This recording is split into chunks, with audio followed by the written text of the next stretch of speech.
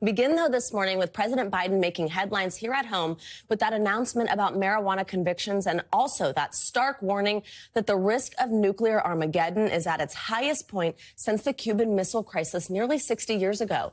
These comments from the president come after Russian President Vladimir Putin's renewed nuclear threats have raised concerns that his plans for escalation in Ukraine may not be limited to mobilizing more troops.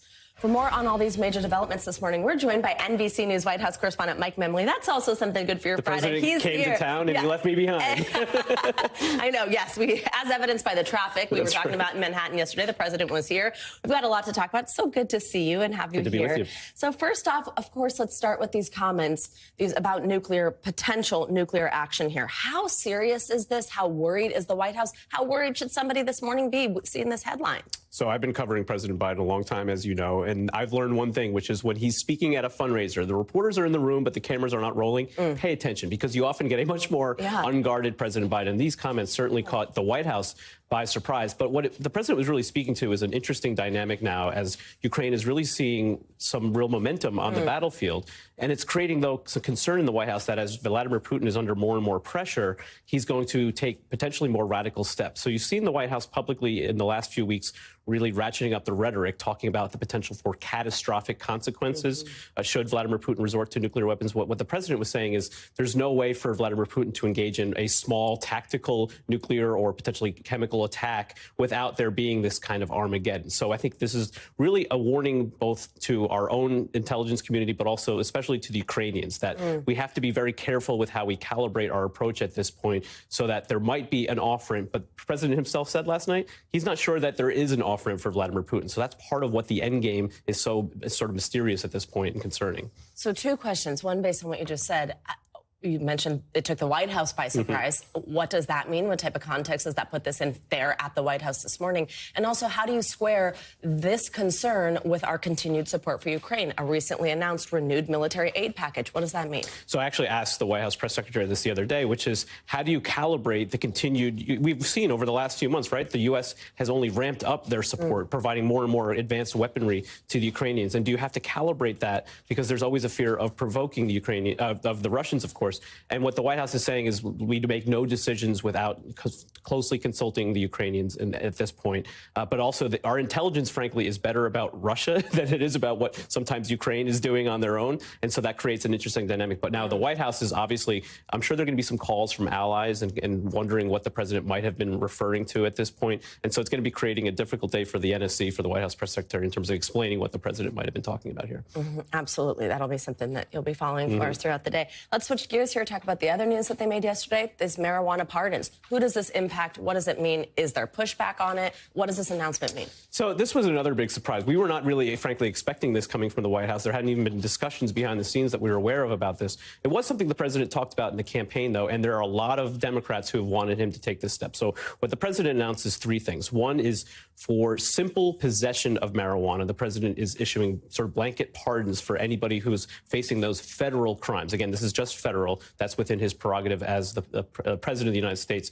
This is going to affect some 6,500 people. He's also encouraging governors to take the same steps. But the most significant long-term action is what the president directed the HHS secretary and the DOJ to consider, which is rescheduling marijuana. It's currently a Schedule I narcotic. The president saying, listen, this is the same level as methamphetamine, as heroin. That doesn't make sense. And this is obviously concern about equity. There's so many individuals, primarily black and brown, who really have their life ruined because of a charge of possession, which, as you know now, so many states have made this now essentially legal. And so there's a real disparity between what we are experiencing in our day-to-day lives, but what the laws are still in the books. And so a long-term plan to reevaluate that and potentially change the scheduling, which would be a big deal. It really is so bizarre to have not only what you just mentioned, but an industry that in those states is making so much money, and then have it be completely allowed in those states at the same time. I mean, we just do, it looks like, need this federal regulation on it.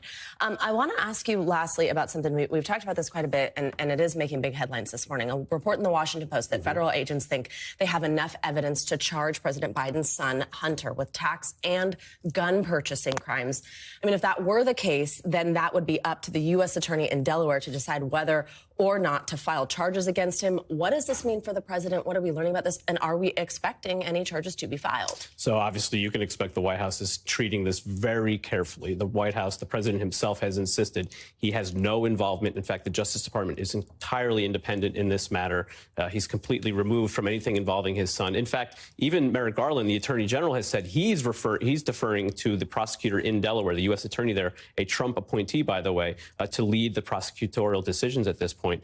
We haven't confirmed this at NBC News, and we should make clear, it's agents, not necessarily the prosecutors, who would make a charging decision. Hunter Biden's attorney saying, listen, this is news to us, and in fact, it would be illegal to leak that he has this information, potentially charging information. So he's sort of turning it back on the DOJ here. Yeah, all right, definitely something to watch for there. Mike Memoli, thank you so much. So wonderful to have you here. President Biden's nuclear warning comes after Russia suffered a series of battlefield setbacks in Ukraine last night. President Zelenskyy said his forces had recaptured 500 square kilometers of territory in the southern Kherson region since the start of just October. NBC News correspondent Cal Perry has the latest from Kyiv, where he also spoke exclusively with the head of USAID. The U.S. continuing to try to balance hard diplomacy, that is the flow of weapons into Ukraine, with soft diplomacy, that is diplomatic activity, specifically by USAID. In fact, the administrator was here on the ground in Kyiv on Thursday. All the while, the war continued around her. More Russians fleeing Putin's war. Following that crush of traffic along Russia's borders, now 2 Russian men arriving in Alaska by boat, requesting asylum, saying they too are fleeing military service. On the battlefield, Ukrainian troops press their offensive, while Russia lashes back, once again targeting civilians. Ukraine saying a rocket attack killing at least 3 people in a residential building in Zaporizhia.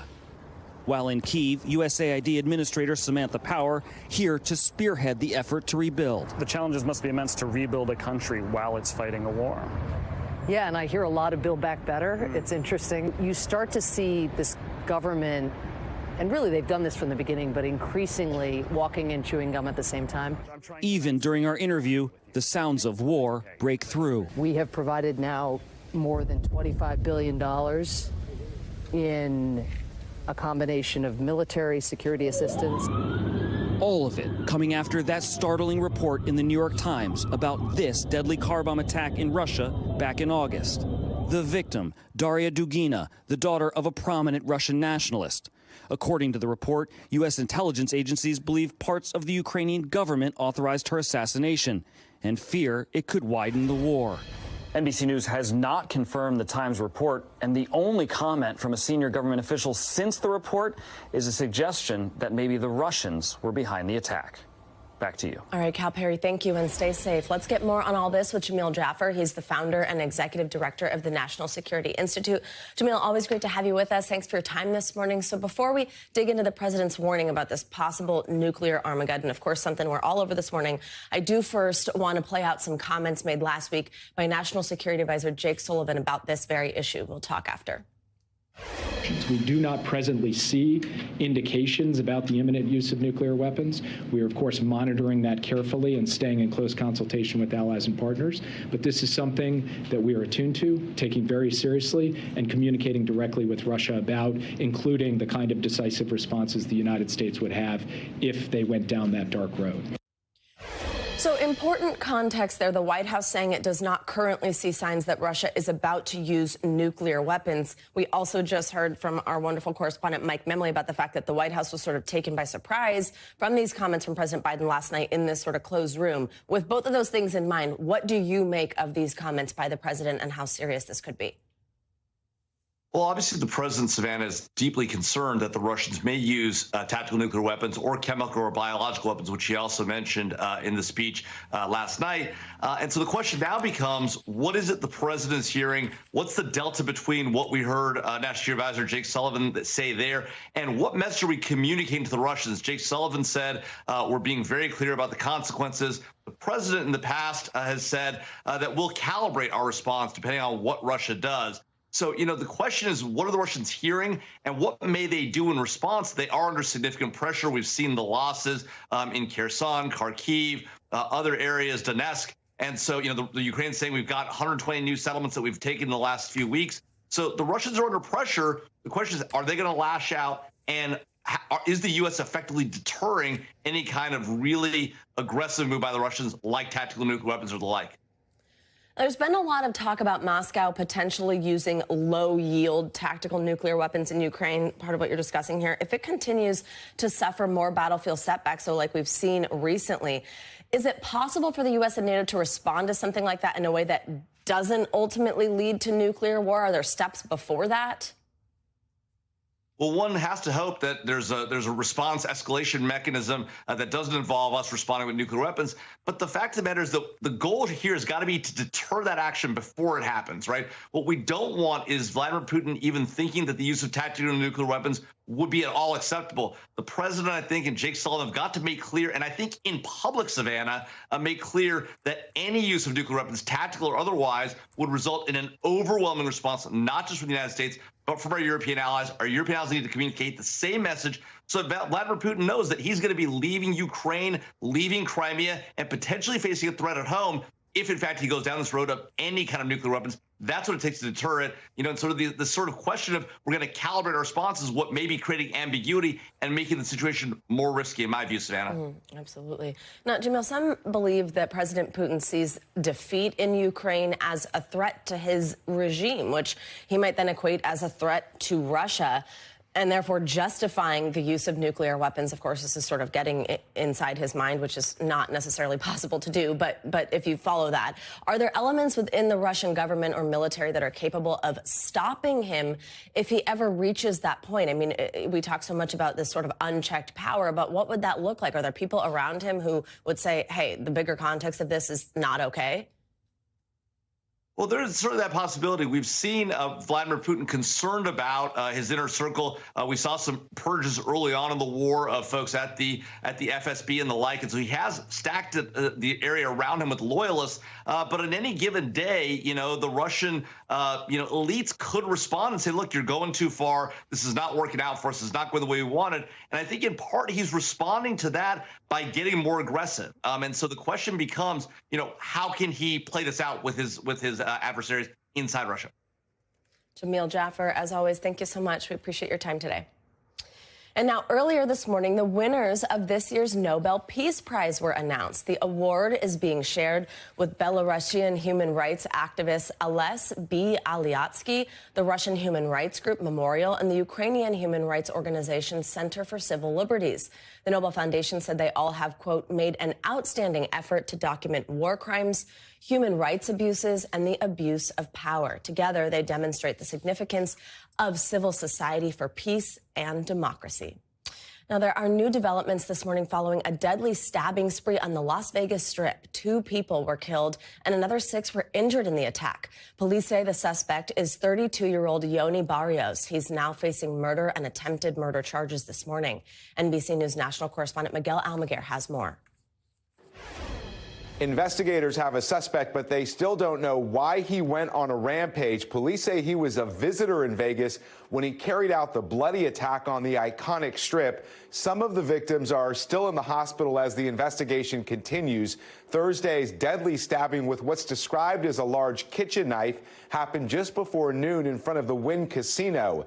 Witnesses say the suspect began viciously stabbing street performers during the rampage. 2 people were killed and 6 more were injured before the suspect was caught after fleeing on foot. Police have released few details about the victims. Their injuries range from critical to serious condition when they arrived at the hospital. Officials say it's a miracle some survived that chilling attack.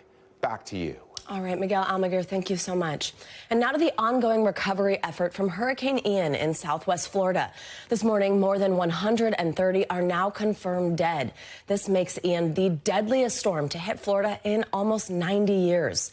Meanwhile, the road to recovery for people there will be a long one. Some neighborhoods are completely wiped out. Tens of thousands are still in the dark, and many others don't have access to clean water. NBC News correspondent Sam Brock joins us now from Fort Myers. Sam, good to see you. So, I mean, we just said this storm was one for the record books in so many ways that are just so detrimental to people's lives. People who live in these devastated coastal island communities like Sanibel Island, still without that causeway, like Pine Island, luckily finally had this bridge repaired. They're just getting their first chance to start to survey the extensive damage left behind, see what was left of their home or see where their home used to be. What are you hearing from these people? So it's interesting with respect to Pine Island, Savannah, it's fairly remarkable. Within 3 days, they were able to resurrect a bridge that had been collapsed in parts, completely eroded. We were out there in Matlacha a few days ago. Where I was standing, you could not move more than 20 or 30 feet. You look to your left and suddenly it's just water and debris. They fixed that. So now residents on Pine Island, which is about 6,000 people, are able to get back and forth. Supplies are still being helicoptered in there. So there are some issues in terms of distribution. Sanibel, folks are finally getting back onto that island to see their properties for the first time, but there's no bridge. The expectation is it's going to take a month to get that fixed, but at least many of those people are at least eyeing for the first time what is left of their homes, if there's anything at all. I'm in Fort Myers right now. You look over my shoulder. Just coming back into this neighborhood, Savannah, takes your breath away, even if you've been here a number of times, because it's just piles and piles of debris, 6, 7, 8 feet high in front of people's yards. Tens of thousands of homes were damaged. That, of course, is devastating. But you mentioned in the introduction here, 130 plus people so far have lost their lives. When you speak with people who saw loved ones die in this, we spoke to a mother who had spoken to her daughter hours before the storm made landfall and now is trying to digest this. Here's what she told me. We're sitting here in her house and she'll never be here again. I'm looking at her things. Yeah. We're fine. I get a little sentimental. I had my moment when I came back to the house today. Then now I'm just trying to get stuff cleaned out. Savannah, you mentioned 130 people so far have died. The last time we saw a death toll that high, 1935. Technology a little bit different then than what we're using right now, Savannah. Oh, absolutely. Sam, quickly, I do want to ask you about power when people are going to get that back. We know there were some rebuilding efforts that needed to be going on, not just some type of reconnection. What's the latest on that? When might we see that back? Some positive developments on that front. Just driving into Fort Myers right now, you look around, you see the gas stations are running once again. Many of the traffic lights that have been out this entire time are now functional again, allowing people to get in and out. In terms of the numbers, there's roughly 137,000 customers with no power. That was like 2+ million 5 or 6 days ago. In Lee County, where I am, the hardest hit area, it's now 80% of the customers with power, 20% without, and many of those, Savannah, probably will not get it back anytime soon because the infrastructure is just so damaged. All right, Sam Brock, thank you so much. Stay safe. Now, many of us are waking up to a chilly start this morning. Millions are under frost and freeze alerts, if you can believe that. Meteorologist Michelle Grossman joins us now. Hello, Michelle. Happy Friday. Happy Friday, Savannah. Yeah, it's that time of the year where we're looking at temperatures below freezing in some spots this morning, so a chilly start to the day. Chilly at the bus stop, chilly getting to work because we're looking at temperatures in the 20s. So 45 million under a frost or freeze alert. Where you see the pink, that is a freeze warning. That's where we're seeing the temperatures really chilly this morning. And then we have a freeze watch. That's in the purple. And we're going to see the cold kind of slide to the east over the next day or so. So the Northeast will see some cold weather over the weekend as well, an October chill. There's that cold blast. We have a strong cold front that's moving through, so we're seeing those northerly winds from Canada. It's cool Canadian air coming down ahead of the front. A really nice day once again in New England, the Northeast, the Mid-Atlantic. A beautiful day yesterday. We're going to see that one more time today before we see that cold front moving through the Northeast later on today, tonight really, into tomorrow. So back behind that front, by this afternoon, we're looking at temperatures in the 50s, anywhere from 10 to 15 degrees below what is normal for this time of year. Minneapolis today, just 50 degrees, 55 in Chicago, 55 also in Detroit. And it will be 59 in Pittsburgh. That's 8 degrees below what is normal for this time of year. But notice Boston, New York City, D.C. on this Friday, a really nice day. We're going to see sunshine. It'll be dry. And with temperatures really comfortable in the mid-70s, 75 in Boston, New York City, 79 in D.C. Then that cold front does move through. It's going to bring that chill to us in the Northeast and also the Mid-Atlantic. By tomorrow, temperatures into the 60s in D.C., 10 degrees below normal for this time of year, 59 in New York City, 57 in Cleveland. It's short-lived, though. We're going to be cool on Sunday, but a little bit warmer, and then back into the 70s in Richmond on Monday and Tuesday. Cincinnati, same story. Monday, 71. By Tuesday, you're back to 75. Otherwise, we're looking looking at some showers, some storms in the southwest. It's monsoonal storms, so we're going to see the chance for flooding there. And then really warm throughout the west, a few record highs in the northwest. Savannah? It's making me smile for some reason on the map where it just says, really nice day. I love it. I know. Straight to the point. Really nice day. Yes. Great. And I live there, so that's awesome. Yeah. All right, Michelle. Thanks so much. Thanks for watching our YouTube channel. Follow today's top stories and breaking news by downloading the NBC News app.